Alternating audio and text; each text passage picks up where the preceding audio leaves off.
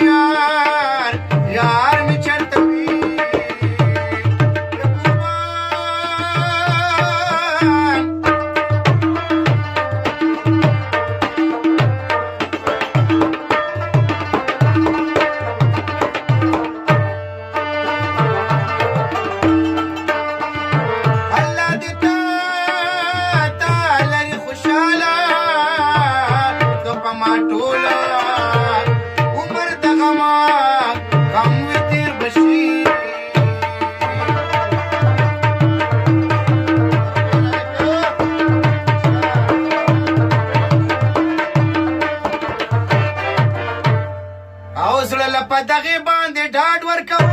دا خو دنیا د جدایي خوبه وي د مینې لاره